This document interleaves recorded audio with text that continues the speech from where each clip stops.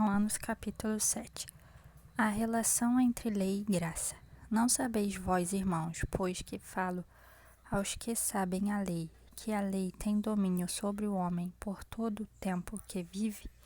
Porque a mulher que está sujeita ao marido enquanto ele viver, está-lhe ligada pela lei, mas morto o marido está livre da lei do marido. De sorte que, vivendo o marido, será chamada adúltera se for de outro homem. Mas, morto o marido, livre está da lei, e assim não será adúltera se for de outro marido. Assim, meus irmãos, também vós estáis mortos para a lei, pelo corpo de Cristo, para que sejais de outro, daquele que ressuscitou dentre os mortos, a fim de que demos fruto para Deus. Porque, quando estávamos na carne, as paixões dos pecados, que são pela lei, operavam em nossos membros. Mas agora temos sido libertados da lei, tendo morrido para aquilo em que estávamos retidos, para que sirvamos em novidade de espírito e não na velhice da letra. A lei condena, Jesus liberta. Que diremos, pois? É a lei pecado? De modo nenhum. Mas eu não conheci o pecado senão pela lei, porque eu não conheceria a concupiscência se a lei não dissesse, não cobiçarás. Mas o pecado, tomando ocasião pelo mandamento, operou em mim toda a concupiscência, porquanto sem a lei estava morto o pecado. E eu, algum tempo, vivia sem lei.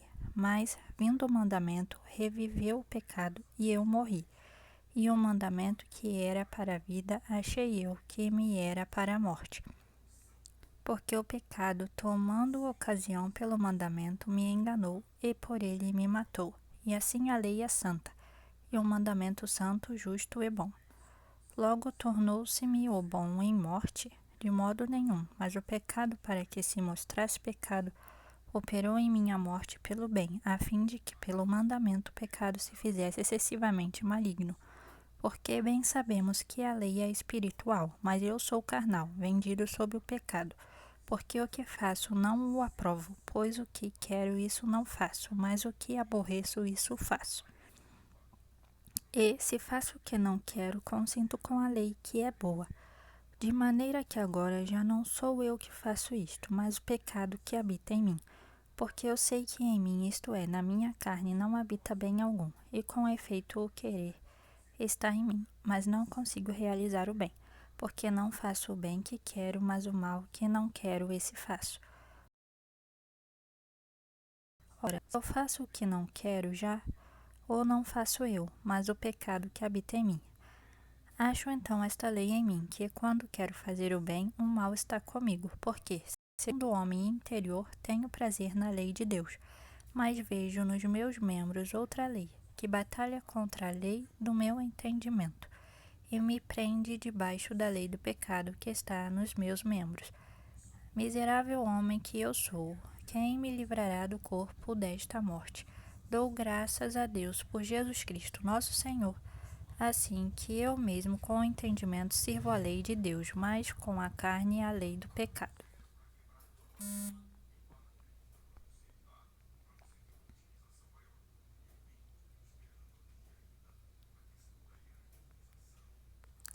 Romanos 8.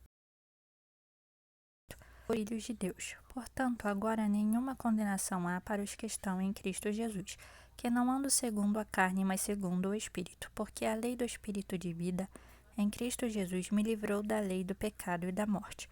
Porquanto que era impossível a lei, visto como estava enferma pela carne, Deus enviando o seu Filho, em semelhança da carne do pecado, pelo pecado condenou o pecado na carne, para que a justiça da lei se cumprisse em nós, que não andamos segundo a carne, mas segundo o Espírito.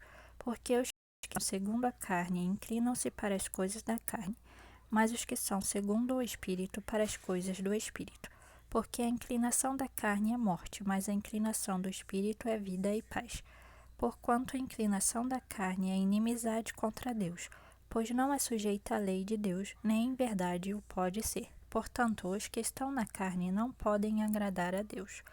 Vós, porém, não estáis na carne, mas no Espírito, se é que o Espírito de Deus habita em vós.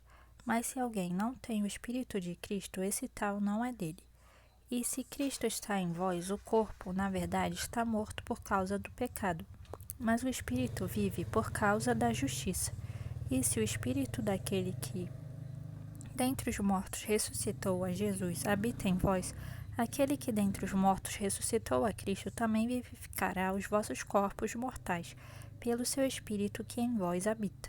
De maneira que, irmãos, somos devedores, não à carne para viver segundo a carne, porque se viverdes segundo a carne, morrereis, mas se pelo Espírito mortificardes as obras do corpo, vivereis. Porque todos os que são guiados pelo Espírito de Deus, esses são filhos de Deus. Porque não recebestes o espírito de escravidão, para outra vez estardes em temor, mas recebestes o espírito de adoção de filhos, pelo qual clamamos Abba, Pai. O próprio Espírito testifica com o nosso espírito que somos filhos de Deus. E, se nós somos filhos, somos logo herdeiros também, verdadeiramente herdeiros de Deus, e co-herdeiros de Cristo, se é certo que com ele padecemos, para que também com ele sejamos glorificados. O sofrimento e a glória futura. Porque para mim tenho por certo que as aflições deste tempo presente não são para comparar com a glória que em nós há de ser revelada, porque a ardente expectação da criatura espera a manifestação dos filhos de Deus, porque a criação ficou sujeita à vaidade, não por sua vontade, mas por causa do que a sujeitou, na esperança de que também a mesma criatura será libertada da servidão da corrupção para a liberdade da glória dos filhos de Deus. Porque sabemos que toda a criação geme e está juntamente com dores de parto até agora. E não só ela, mas nós mesmos, que temos as primícias do Espírito, também gememos em nós mesmos, esperando a adoção, a saber, a redenção do nosso corpo. Porque em esperança fomos salvos. Ora, a esperança que se vê não é esperança, porque o que alguém vê, como também o esperará. Mas se esperamos o que não vemos, com paciência o esperamos.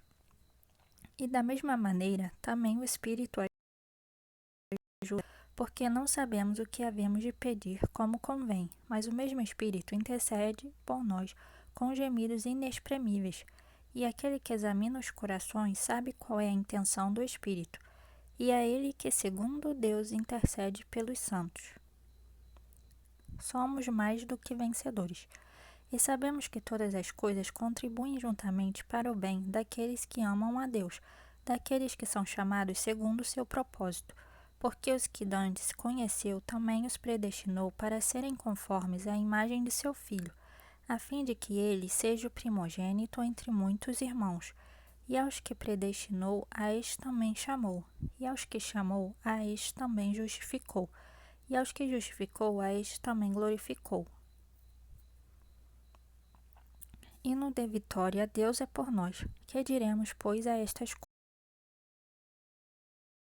coisas? Aquele que nem mesmo a seu próprio filho poupou, antes o entregou por todos nós, como nos não dará também com ele todas as coisas? Quem tentará acusação contra os escolhidos de Deus?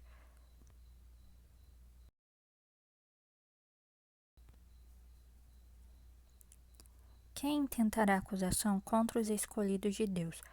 É Deus quem os justifica. Quem é que condena? Pois é Cristo quem morreu, ou antes quem ressuscitou dentre os mortos, o qual está à direita de Deus e o que também intercede por nós. Quem nos separará do amor de Cristo? A tribulação, ou a angústia, ou a perseguição, ou a fome, ou a nudez, ou o perigo, ou a espada? Como está escrito, por amor de ti somos entregues à morte todo o dia, somos reputados como ovelhas para o matadouro.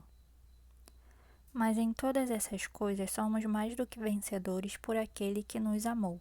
Porque estou certo de que nem a morte, nem a vida, nem os anjos, nem os principados, nem as potestades, nem o presente, nem o porvir, Nem a altura, nem a profundidade, nem alguma outra criatura nos poderá separar do amor de Deus que está em Cristo Jesus, nosso Senhor.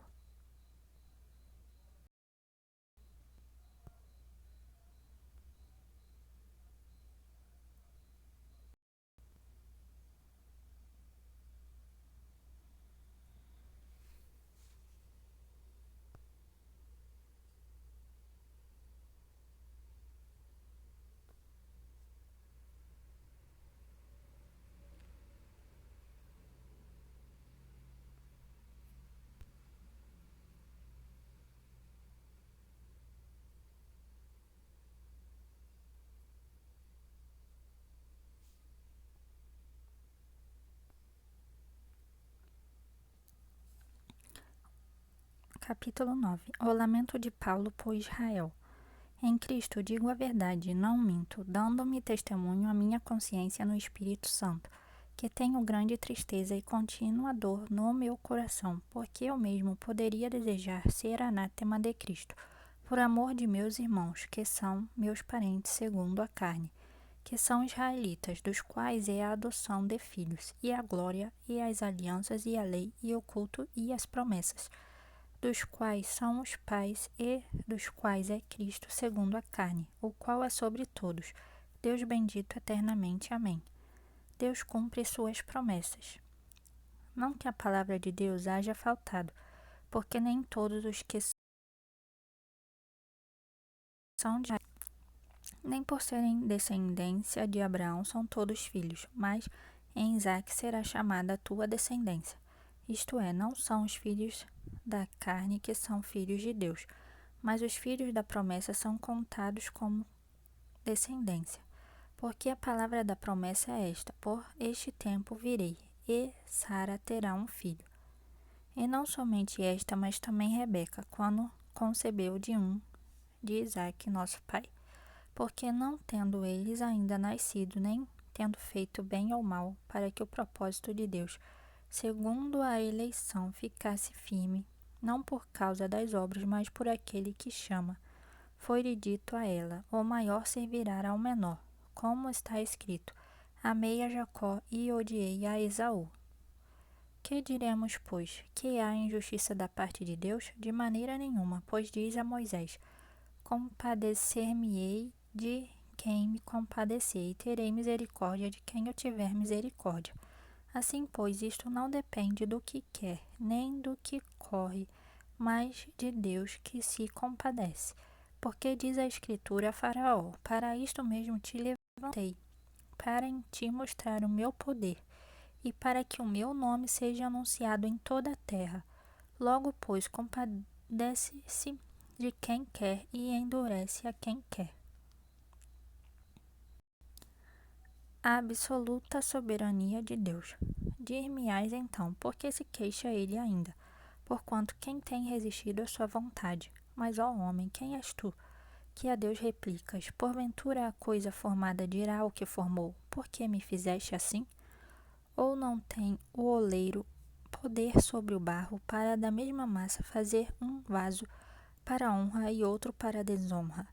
E que direi se Deus, querendo mostrar sua ira e dar a conhecer o seu poder, suportou com muita paciência os vasos da ira, preparados para a perdição, para que também desse a conhecer as riquezas da sua glória nos vasos de misericórdia, para a glória já dantes preparou, os quais somos nós, a quem também chamou, não só dentre, mas também dentre os gentios?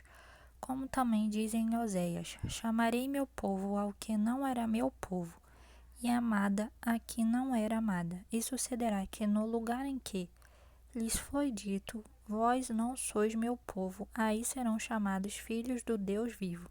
Também Isaías clama acerca de Israel: ainda que o número dos filhos de Israel seja como a areia do mar, o remanescente é que será salvo, porque ele completará a obra e abreviá-la em justiça, porque o Senhor fará breve a obra sobre a terra. E como antes disse Isaías: se o Senhor dos exércitos nos não deixará descendência, teríamos nos tornado como Sodoma, e teríamos sido feitos como Gomorra. Israel tropeçou na fé. Que diremos, pois? Que os gentios que não buscavam a justiça alcançaram a justiça? Sim, mas a justiça que é pela fé. Mas Israel, que buscava a lei da justiça, não chegou à lei da justiça. Por quê? Porque não foi pela fé, mas como que pelas obras da lei. Estaram na pedra de tropeço. Como está escrito: Eis que eu ponho em Sião uma pedra de tropeço e uma rocha de escândalo, e todo aquele que crer nela não será confundido.